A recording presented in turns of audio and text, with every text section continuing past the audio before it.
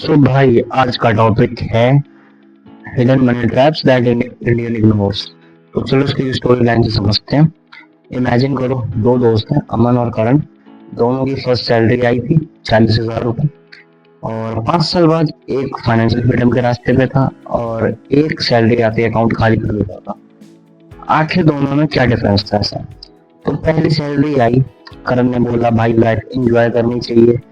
उसने ईएमआई पे latest iPhone ले लिया, वीकेंड पार्टी शुरू, ऑनलाइन शॉपिंग, और हर बार एक ही डायलॉग, कल किसने देखा है। अमन भी इंजॉय करता था लेकिन उसने पहले अपने फ्यूचर को पे किया, सैलरी का हिस्सा इन्वेस्ट किया, बाकी से अपनी लाइफ को एंजॉय की।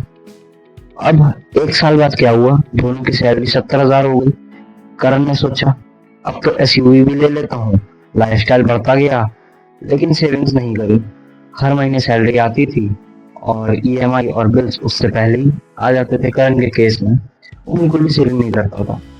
और वहीं दूसरी तरफ अमन कैसा था कि अपनी सैलरी के बढ़ने के साथ इन्वेस्टमेंट को भी बढ़ा देता था।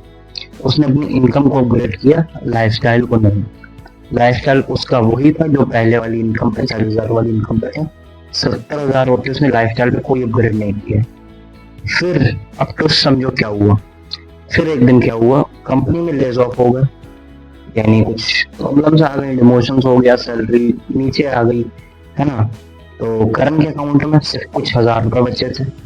अब उसको स्ट्रेस, एंग्जाइटी और एक ही सवाल, अब क्या करूं भाई, हो गई जब तुम इतने ईएमआई, इतने बिल्स, इतनी सारी चीजें लोन पे लोगे, कार ले लोगे, एसयूवी, उस चीज की टेंशन रहेगी।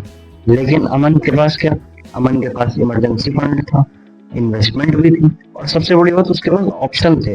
उसने पैनिक नहीं किया क्योंकि उसके पास काफी अच्छी सेविंग्स और इन्वेस्टमेंट थे, जिससे उसके पास एक बैकअप था। तो डिफरेंस सैलरी का नहीं था इन दोनों के केस में, डिफरेंस था उन हिडन मनी ट्रैप्स का। जैसे ईएमआई हो गई, लाइफस्टाइल इन्फ्लेशन हो गया, और सबसे बड़ी चीज बिना सोचे समझे खर्च करना। याद रखना, मनी तुम्हें रिच या पुअर नहीं बनाता है, मनी हैबिट्स बनाते हैं। आज डिसाइड करो तुम करण बनना चाहते हो अपनी लाइफ के या अमन। कि भाई एट द एंड कंक्लूजन यही है कि सैलरी जितनी भी आ जाए, अगर आपको उसको सही से यूज नहीं करना आता, पैसा कितना भी कमा लो, अगर उसको इन्वेस्ट नहीं करोगे, उसको सेव नहीं करोगे, तो भाई कभी अमीर नहीं बन पाओगे, कभी वेल्थ नहीं बना पाओगे। तो बस भाई, अगर ऐसी फाइनेंस से रिलेटेड स्टोरीज देखना चाहते हो जो आपको रियल लाइफ लेसन दे, तो भाई चैनल को इसी बात पे सब्सक्राइब कर दो, और मिलते हैं नेक्स्ट टॉपिक पर। टाटा, सी यू, बाय बाय।